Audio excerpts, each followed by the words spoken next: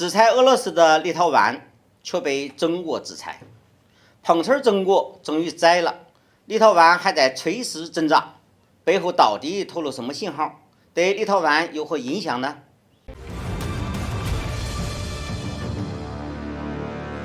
各位网友，大家好，欢迎来到评估，我是易评估。近段时间，在美国的恶意推动下，台湾问题一度成为国际舆论的漩涡中心。然而，令拜登政府意外的是，此次的操作尽管声势浩大，但是相应的国家却少之又少。全世界的主要国家们依然坚持着一种原则。反观中国这次已经开始对挑衅的国家和个人一一反制，立陶宛就是这位典型的例子。此前，由于立陶宛交通与通讯部不当，窜访中国台湾地区，践踏一个中国原则，严重干涉中国内政，因此中方决定对立陶宛采取相应的制裁措施，暂停同立陶宛交通与通讯部任何信息的交往，暂停与立陶宛在国际道路运输领域的合作与交流。在制裁实施后，一向嚣张的立陶宛也骤然明白事态的严重性。据立陶宛外交部官网近日消息，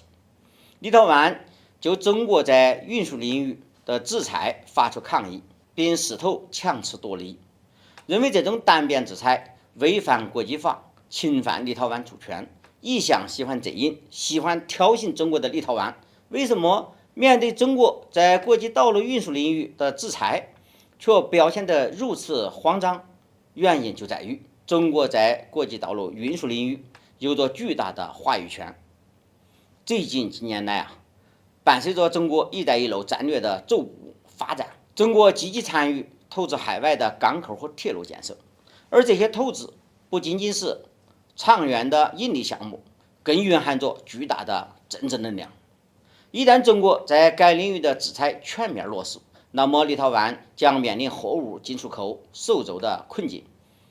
大量的商品可能都面临无法避开中国的道路走廊，尤其是在铁路运输方面，毕竟中国投资修建的路，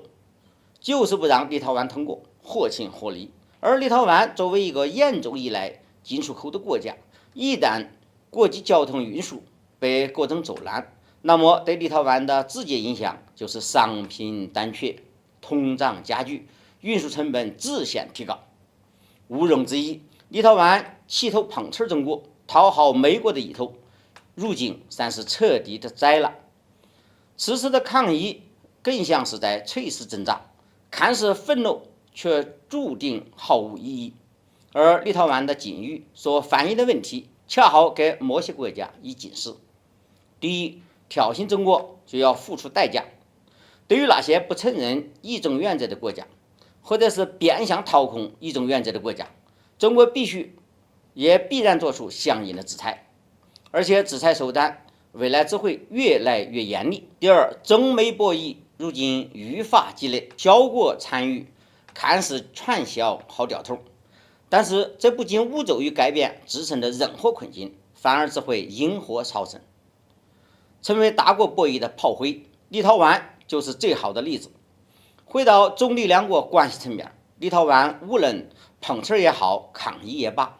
这些垂死挣扎的行为，恰恰反映出立陶宛政客的忌惮和不理智。